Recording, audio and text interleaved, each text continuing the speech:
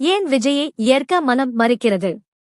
ஏடிஎம்கே விட மோசமான அடிமையாக விஜயை பயன்படுத்துவார்களோ என்று மனம் பதறுகிறது. பாஜகவின் திட்டம்தானே விஜய வெல்ல வைத்தே. இந்த எல்லா புள்ளியையும் சேர்த்தால் ஒரு அசிங்கமான கோலம் கிடைக்கும். 1. செங்கோட்டையன் வைத்து எதை பேசினால் எடப்பாடியார் அவர்கள் கட்சியை விட்டு நீக்குவாரோ அதை பற்றி பேச வைத்தது. 2. செங்கோட்டையன் காசிக்கு செல்கிறேன் என்று சொல்லிவிட்டு ரகசியமாக டெல்லிக்கு வர வைத்து நிர்மலா சீதாராமன் அமித்ஷா சந்தித்தது. 3.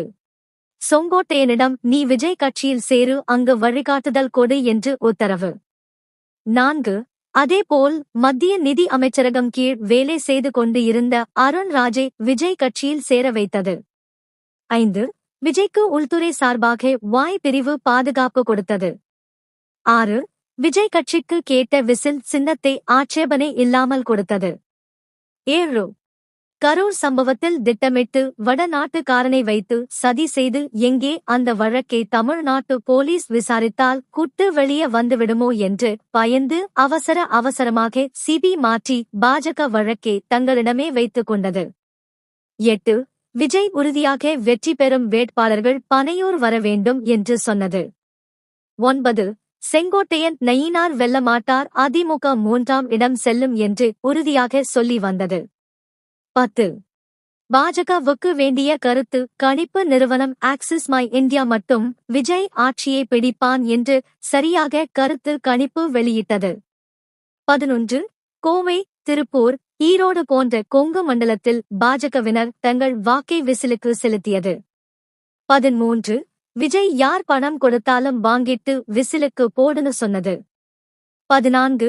பணம் ஆறாக ஓடும் போதும் எங்கேயுமே தேர்தல் ஆணையம் பிடிக்காமல் இரு திராவிட கட்சிகளையும் செலவு செய்ய வைத்து வேட்பாளர்களை நஷ்டமாக்கி நொடிய செய்ய போட்ட திட்டம். இவ்வளவு செலவு செய்தும் தோற்றால் அடுத்த தேர்தலில் செலவு செய்ய பணமும் இருக்காது, செலவு செய்ய ஆர்வமும் இருக்காது, வேட்பாளர்கள் சீட் கேட்கவே பயப்படும் சூழலை தமிழகத்தில் ஓட்டு மிஷினை வைத்து செய்தது. 15. பாஜக தீவிர ஆதரவாளராக கருதப்படும் துக்ளக் குருமூர்த்தி விஜய் தரப்பு ஆட்களை சந்தித்தது. 16. பாஜகவுக்கு நேரடியாக தமிழ்நாட்டில் நுழைய முடியாது இரு திராவிட கட்சிகளே. நடிகராக இருந்து அரசியல்வாதியாக மாறிய ஜோசப் விஜயின் தமிழக வெற்றி கழகம் டிவிகே தமிழக சட்டமன்ற தேர்தலில் தனிப்பெரும் கட்சியாக உருவெடுத்துள்ளது. பல தசாப்தங்களாக 2 முக்கிய கட்சிகள் ஆட்சியில் இருந்த நிலையில் இந்த முடிவுகள் மாநில அரசியலில் ஒரு பெரிய மாற்றத்தை குறிக்கின்றன. 2 ஆண்டுகளுக்கு முன்பு தொடங்கப்பட்ட இக்கட்சி வாக்காளர்களை திரட்டுவதற்காக தனது வலுவான சமூக ஊடக செயல்பாடுகளையும் ஏற்கனவே உள்ள ரசிகர் வட்டத்தையும் நம்பியிருந்தது. அதுவும் எளிதல்ல. திமுகவும் சரி, அதிமுகவும் சரி, எளிதில் அவர்கள் வளைக்கும் நிலைக்கு வளைக்க முடியாது. அதற்காக தான் விஜய் என்ற ஜோக்கரை உருவாக்கி ஊர் பேர் தெரியாதவனை எல்லாம் எம்எல்ஏ ஆக்கி இப்போது பாஜக தனக்கு தேவையான ஐஏஎஸ், ஐபிஎஸ் களை வைத்து தமிழகத்தை ஆளப் போகிறார்கள். நமது தவறு பாஜக கூட்டணிதான். பாஜக எவ்வளவோ ஜாம்பவான்களை அடக்கி ஒடுக்கிறது. சுண்டக்கா விஜயை பாஜக நினைத்திருந்தால் நெசுக்கி போட்டு இருக்கலாம். ஆனால் ஏன் செய்யவில்லை?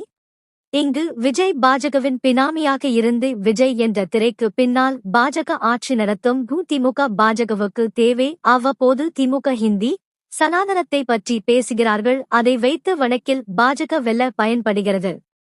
ரூட் மாஃபியா என்று அழைக்கப்படும் இந்த அதிநவீன டிஜிட்டல் மோசடி குறித்து முன்னணி தேசிய ஊடகங்கள் வெளியிட்டுள்ள ஆதாரங்கள் தமிழகத்தையே அதிர வைத்துள்ளன. Thank you. Please subscribe.